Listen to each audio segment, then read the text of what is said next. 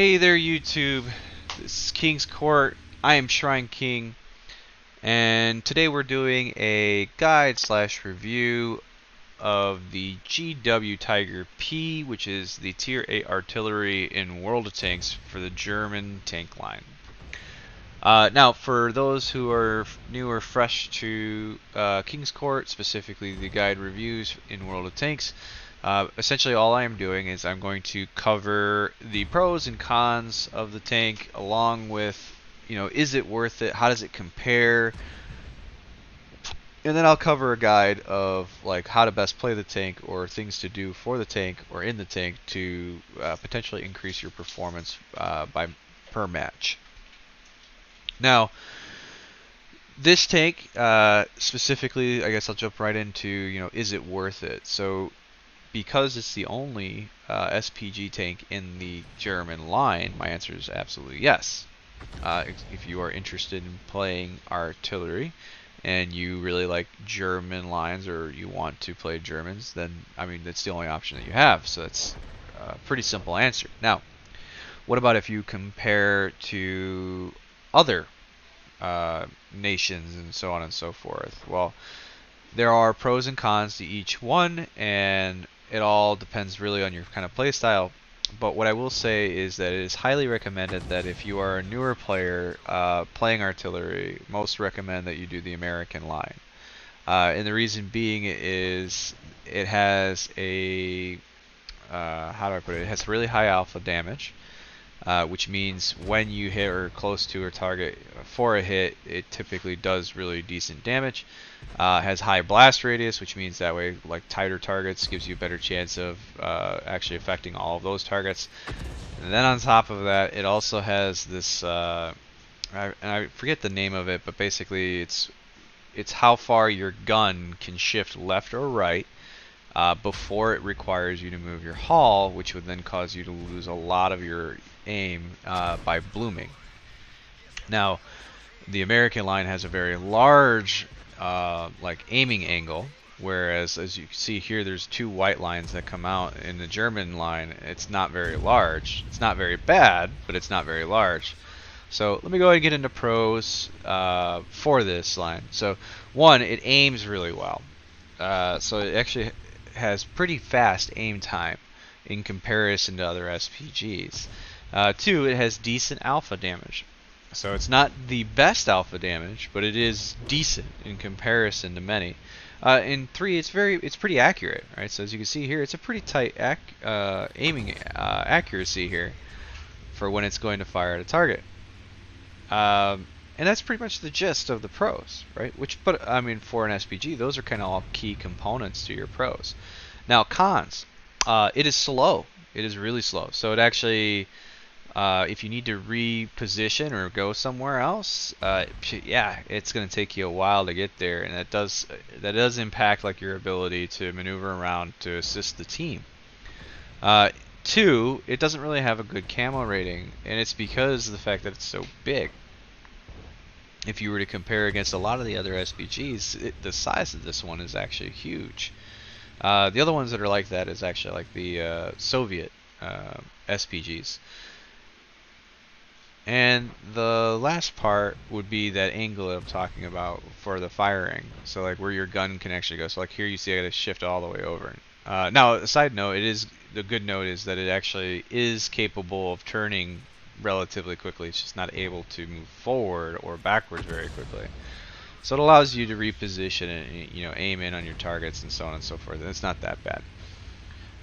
But the fact that the angle is much smaller, it does mean that you have to maneuver. And if you move, right, even if you had a camo net, right, so the moment you had to move because you're trying to position, that means that you lose that camo net, and you also lose a lot of camo rating when you move.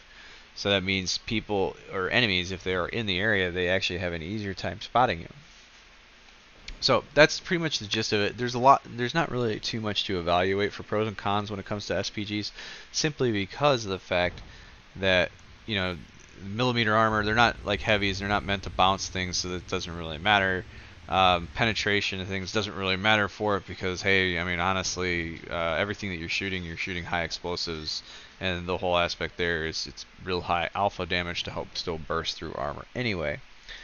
Um, Now, as a guide, this is a support tank. It is really, really focused on helping your team, right? And that's how it really should be played. You are not there to be your top damage dealer or top gun or anything like that. Now, can you get it? Absolutely, I've seen it happen. But again, that should not be the focus. You are there to support your team, which means there are key things that you should be doing as an SPG. Number one, always watch your minimap. SPG players, based on being supportive, really can be good commanders of the battlefield. So you can actually relay a lot of information to your team because you actually have a lot of time in between shots, and you're not like brawling or trying to fly around the battlefield or anything like that, which means you have the capability of watching the battlefield. So that is number one. You should always be watching the minimap, focusing on what targets are there. Also, because you have the time to actually evaluate the targets and prioritize who should be your focus. So that's part one. Part two is make sure that you always communicate with your team. Now, I'm not saying that you have to start typing to your team all the time, things like that. Sometimes it makes sense to type to your team, but I'm not saying it's all the time. What I am saying is that if you hit the T key on your keyboard, it'll actually do a targeting thing. If you shifted that to something else, so if you keybound targeting to a different key, it's the same key that you're using for targeting. And what that does is it'll actually put an indication on the ground in front of or viewable by your team saying, hey, an artillery unit is going to fire here or is looking right here. The other part is it'll actually prompt in chat saying how long of a time that you have to reload, or are you actually ready to fire. This is awesome for communication. It lets players know if they have artillery support. It also is a great indicator if people are getting ready to charge. So for example, heavies, mediums, even lights tend to typically like to charge at a target. If you throw your indicator out there, they then know maybe they really shouldn't charge right into the target, at least not yet. And what I mean is like face hugging, right? So that might help you. Now bear in mind, not everyone pays attention to that, and some players, they just don't even care. They will still go face hug even though they see it. So just bear that in mind because you can do damage to your own team and you do get a fine for it. So the third part is the note your priority targets. So if you don't know the tanks very well, I highly recommend as an SPG player that you try to learn your targets. Bear in mind the type of map that you're on. So if you are on hill type maps and you know that, like for example, like this is a hill type map, then you want to make sure that targets that have better depression angles, they should be more priority because of the fact that they can actually do well in hills. If they don't have very good depression angles, well then priority would only shift if they're on a flat ground or getting to a place that they're going to have a flat ground, because usually the ones that don't have good depression tend to have pretty good armor, making them harder to deal with on the flat ground. Now, a common thing that I see a lot of people do as SPGs is they tend to try to focus on light armor targets in the aspects that they're hoping to do a lot of damage. But again, like I said, you are not really there as a damage dealer. You want to do damage, yes. You want to crit crews and hurt the opposition by helping your team getting into a better position to where they can handle the targets that they're trying to fight. That is supportive play. So aiming at lights, aiming at mediums, aiming at tank destroyers, where you're like, oh, well look, it's so lightly armored, right? That is obviously the one I got to aim for. I need to go for all the low tiers first. Usually that's bad play, honestly. You should be aiming at higher tiers, right? Because most higher tiers have better armor and it's harder for everyone else to penetrate, whereas you can still support crit crews. Like you don't necessarily penetrate, you actually just do damage. For example, scouts are the biggest one that I see a lot of people get focused on, and I really wish they wouldn't. In the very beginning of the match, if it is the only thing seen, absolutely, I understand. Go ahead, take the shot. But bear in mind, scouts are typically very fast. They're always roaming around. And because of that, it means like, hey, with your shot variations and so on and so forth, and where it's going to land and the timing delay before it actually reaches its destination, all of those things play a part, meaning that you might or actually will most likely miss the target, especially if it's a light roaming around. That goes for the same thing with fast mediums and stuff like that. If they're just running around and stuff, probably not the best target to really be aiming at. Now, again, if they're the only target, then I understand. There's no reason not to, right? Take the shots on targets that you can see. If there is no other target, then that is your only target. That's priority one, obviously. The only target you can see. Now, in the event, especially early game, this is advice I give you. In early game, typically what ends up happening is the scouts go out, and one scout will spot a bunch of people, and their scout will spot a bunch of people. And then you have everybody on your team aiming at the scout. But nobody's aiming at the heavies, the mediums, the tank destroyers that got spotted that are trying to maneuver into position. When this happens, don't aim at the scout. Aim at the others, the ones that are trying to run away and get into, or not really run away, but they're trying to get into position. The reason being is your whole team's already aiming at the scout. If you were to aim at the ones that are trying to get away or trying to go hide or get into position, and you were to track them, slow them down, whichever, right? Even if they're shooting at the scout, and then let's say that scout is now out of sight, and they're like, okay, well, I need targets. Well, if everybody else was already running and they got to where they needed to go, well, sorry. Can't really shoot them because they already got to the positions that they needed. They're already hidden. But if you stop them or slowed them, it might be just enough that your team can get some shots into them before they disappear.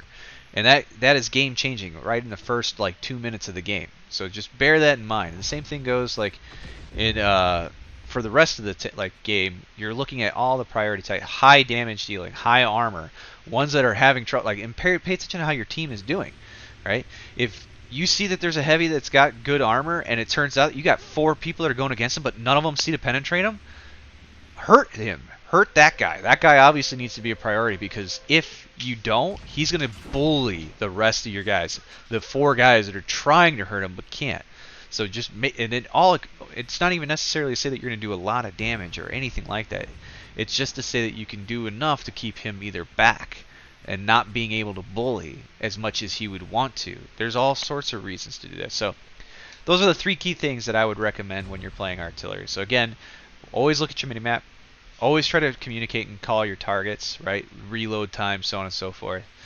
And 3, always prioritize your targets. Look at the opposition. Look at your team. See how well your team can handle their team. Watch the map and figure out how good is it really going, right? And communicate when there's weaknesses. And then focus on the targets that should be prioritized when they're all up. Like for example, if you have multiple targets, it's a matter of picking which target was the highest threat. And not only that, but identifying how much of a chance do you really have to hit them, right? So I really hope this information helps you guys and gals, right? And if you do like this stuff, please feel free to like, subscribe. If you're looking for particular reviews of particular tanks, please let me know, and I will definitely get it out there for you. All right? Hope you enjoy, and I will catch you on my next recording.